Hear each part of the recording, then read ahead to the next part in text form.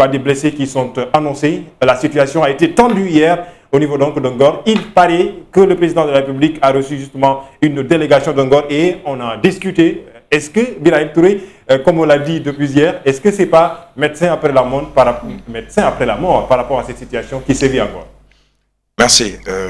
Alamine Senghor, tout d'abord, peut-être me permettre de présenter les condoléances du groupe Leral Média à la victime, puisque officiellement, on parle d'une victime.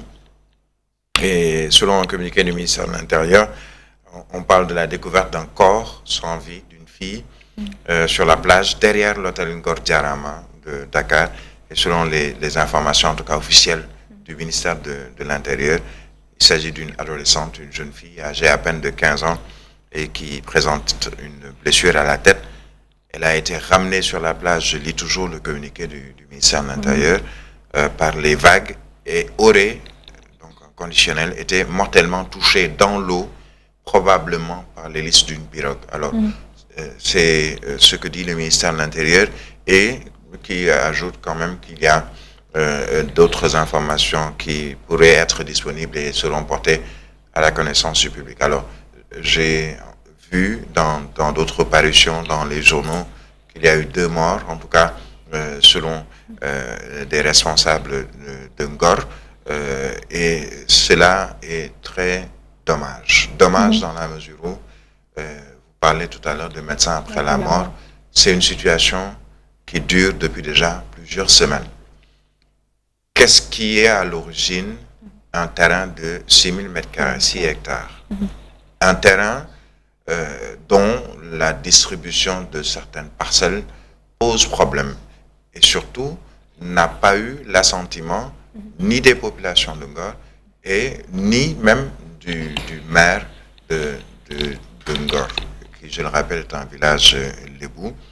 Et on a vu qu'hier, il y a eu d'autres cités ou d'autres communes qui sont entrées dans la danse. On parle notamment de Yoff. Tout à l'heure, je suis passé un peu vers les alentours où j'ai vu les débris ou les restes d'une nuit qui a été peut-être assez chaude ou longue et des traces d'intifada sur cet axe. On voit également les gendarmes positionnés un peu partout dans toutes ces contrées, jusqu'à Wakam également, où il y a eu aussi quelques échauffourées. Après la mort, on peut le dire, mais l'essentiel, c'est qu'il y ait un médecin. L'essentiel, aujourd'hui, c'est qu'il y ait au moins des discussions et des négociations, puisque, comme d'habitude, ce sont les conflits fonciers qui sont souvent à l'origine de ce genre de situation. On l'a vu, et ça depuis assez longtemps, dans d'autres régions du Sénégal, à Saint-Louis. On se rappelle également de ce qui s'est passé un peu vers Diamniadio et alentour.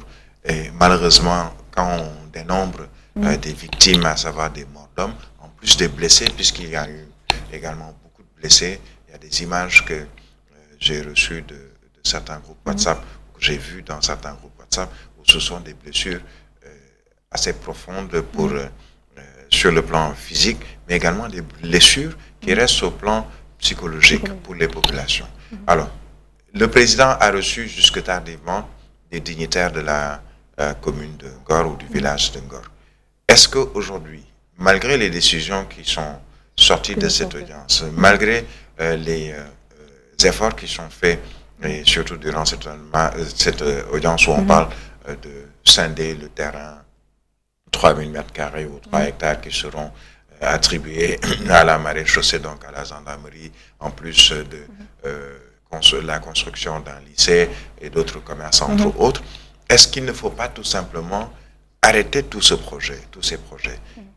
Parler pas seulement aux dignitaires, puisque on se rend compte depuis un certain temps que ce soit les chefs religieux ou les dignitaires sur le plan social et un peu ce qu'on a comme tradition au Sénégal, ne sont pas forcément écoutés ni entendus par les jeunes, puisque quand il y a intifada, quand il y a une guérilla, ce sont souvent les jeunes qui sont devant et qui affrontent, pour le cas d'espèce, la gendarmerie. pourquoi ne pas tout simplement stopper tout ce projet-là, trouver des personnes ou personnalités qui pourraient discuter directement avec les jeunes, et pourquoi pas que le président de la République, comme il a reçu les dignitaires de la commune de Ngor et alentour, qui puisse recevoir également les jeunes, comme on le dit souvent, toutes les guerres se terminent par une discussion et autour d'une table. Qu'ils puissent discuter avec ces jeunes, que les dignitaires également servent de relais pour aller vers ces jeunes. J'ai vu que le maire également a appelé au calme, à la sérénité, le chef de l'État qui appelle au calme et à la sérénité. Autant arrêter le projet, même si l'État, il faut le rappeler, doit rester fort sur ses engagements, sur ses projets, mais qu'on arrête le projet, le temps de trouver une solution qui pourrait satisfaire tout le monde et éviter justement ce bain de sang. Et espérons que cela va s'arrêter aujourd'hui même, qu'il n'y ait plus ce genre de bain de sang, cette intifada. Hommage quand même à la gendarmerie. Je tenais vraiment à le rappeler.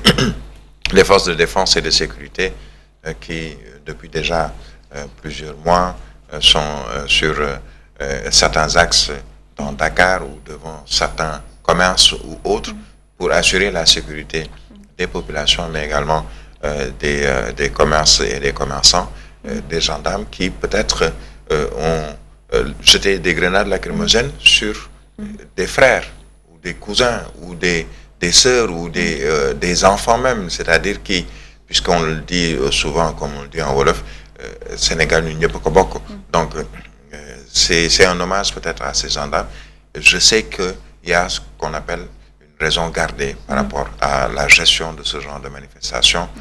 Gendarmes comme policiers savent comment gérer une manifestation. Ils l'ont appris et ils sont sur le terrain d'opération depuis un certain temps, au Sénégal en tout cas.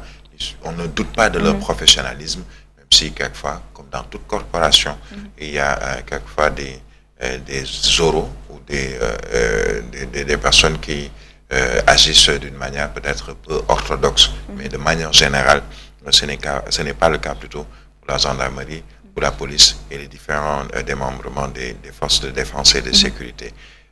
Arrêtons le projet pour un retour vers la sérénité et surtout, et à partir de ce moment, peut-être poser de nouveaux actes ou de nouveaux jalons pour éviter ce bain de sang. Il paraît que Birahim, une discussion a été entamée depuis entre la maire et les autorités de l'État.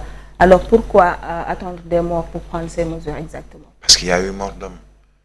Il y a eu mort d'homme et dans ce genre de situation, cela peut dégénérer. Ça a commencé à faire tache d'huile puisque, je le disais tout à l'heure, d'autres cités sont entrées dans la danse. C'est le cas par exemple pour Yoff, c'est le cas pour Ouakam. Et on a quand même une certaine tradition, et on le dit qu'on le veuille ou non, il y a ce qu'on appelle la communauté Lébou, qui est très à cheval sur ses principes. Comme toutes les autres communautés, on le dira, mais c'est une communauté qui privilégie le dialogue, certes, privilégie les discussions, mais quand cette communauté dit non, souvent c'est non, pour ne pas dire toujours c'est non. Maintenant, comment changer ce non en oui ou en peut-être, c'est dans la discussion. Alors, il y a eu des discussions depuis un certain moment, mais est-ce qu'on a discuté avec ceux avec qui on doit discuter? Je disais tout à l'heure, par exemple, il faudrait que les jeunes soient mis au devant, que les jeunes puissent s'asseoir, pourquoi pas avec le président de la République ou quelque autorité qui a peut-être une certaine autorité, excusez la répétition, dans cette situation, pour discuter directement avec les jeunes, puisque ce sont ces jeunes-là qui sont dans la rue, ce sont ces jeunes qui jettent les pierres, ce ne sont pas les vieilles personnes ou les mamans dans les maisons, mais ce sont ces jeunes qui peut-être ne font que suivre un mot d'ordre qui peut venir de la concession, qui peut venir de la famille. Ça peut être le papa ou le maman qui laisse peut-être son fils ou ses fils ou ses neveux sortir pour aller affronter les gendarmes. Pourquoi ne pas discuter peut-être avec les représentants de ces jeunes pour trouver déjà une solution transitoire, mais surtout pour que la sérénité et le calme puissent revenir. Bien sûr, Charles, on va finir donc avec le sport, bien évidemment, c'est important de le rappeler, donc l'équipe nationale U20 qui va recevoir le drapeau aujourd'hui pour la Coupe du Monde U20. Ce sera donc en Argentine. On va donc suivre cette information de ce soir. Donc au niveau